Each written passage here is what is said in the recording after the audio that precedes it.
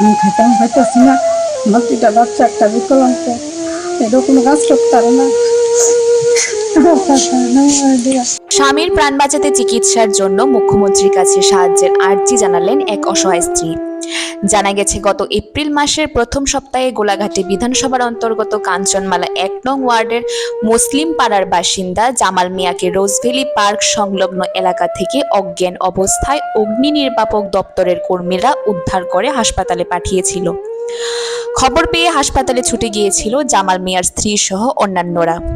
বেশ কিছুদিন চিকিৎসা করিয়ে জিবি হাসপাতাল থেকে ছেড়ে দেওয়া হয় জামাল মিয়াকে, কিন্তু অসুস্থ জামাল মিয়ার শারীরিক অবস্থার কোনো উন্নত হয়নি।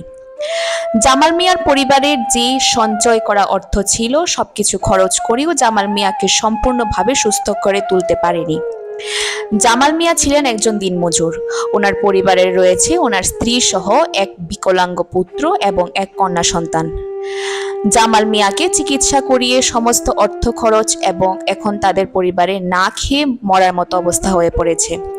বুধবার দুপুরে সাংবাদিকদের মুখোমুখি হয়ে জামাল মিয়ার স্ত্রী নিজের স্বামীর এই অসুস্থতার কথা বলতে বলতে কান্নায় ভেঙে পড়েন। তিনি জানিয়েছেন, জামাল মিয়ার মাথায় প্রচণ্ড আঘাত পেয়েছে, যার ফলে তিনি এখন বাড়িতে বিছানায় শয্যাশায়ী, কথাও বলতে পারছেন না, এমনকি কাউকে চিনতেও পারছেন না। তিনি আরও জানিয়েছেন, স্বামীকে উন্নত চিকিৎসা করানোর মতো অর্থ এবং সামর্থ্য ওনার কোনোটাই নেই। স্বামীর ওষুধ কেনা এবং পরিবারের সদস্যদের অন্য জোগাড় করার ক্ষমতা তিনি হারিয়ে ফেলেছেন, কেননা পরিবারের একমাত্র উপার্জনকারী ছিলেন জামাল মিয়া এবং আজ তিনি অসুস্থ হয়ে বিছানায় শয্যাশায়ী। এই অবস্থায় জামাল মিয়ার স্ত্রী দিশেহারা হয়ে পড়েছেন। তাই তিনি সাংবাদিকদের মুখোমুখি হয়ে বুধবার দুপুরে অসুস্থ স্বামীর প্রাণ বাঁচাতে চিকিৎসার জন্য রাজ্যের মুখ্যমন্ত্রীর দৃষ্টি আকর্ষণ করে সাহায্যের আর্জি জানিয়েছেন। মুখ্যমন্ত্রী যেন ওনার স্বামীর দিকে একটু মুখ তুলে তাকান এবং তাকে সুস্থ করে তোলার ব্যবস্থা করেন। Bureau report, the social Bangla. আমরা সকালবার বাড়ির কাজ কিনতে গেলে এবারে জানি না, এবারে 4টা সাড়ে 4টার দিকে খবর আসছে পরে রয়েছে ইয়াত মধুবন কালীনগর নাটকা জানি জায়গাটার নাম হেন পরে রয়েছে। এখান থেকে আবার হিসাবে বলে আবার নেমেছে। এবার আমরা খবর পেয়ে গেছি, আবার নেতে জীবিত পাড়া দিছে, পাড়া দনে হেন ভর্তি করছে।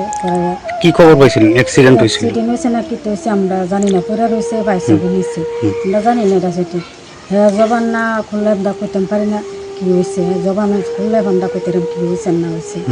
এবারে হাবান্নাতে জিবি পাঠাইছে, জিবিত নিয়ে চিকিৎসা করাইছি এবং সব কিছু করছে, কইরা চাইরা মাথা বলে আঘাত পাইছে। মানে আমরা যা টাকা পয়সা আসলো দিয়ে যেতে পারছি, 17-18 দিন রাখছি, কেউ আবার ছুটি দিয়ে দিচ্ছে, বাড়ির মধ্যে বাড়িতে নিয়েছি।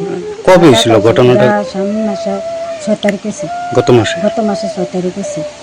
17 তারিখ 18 তারিখ বাইক পাঠা দিচ্ছি। নাম কি? জামাল মিয়া।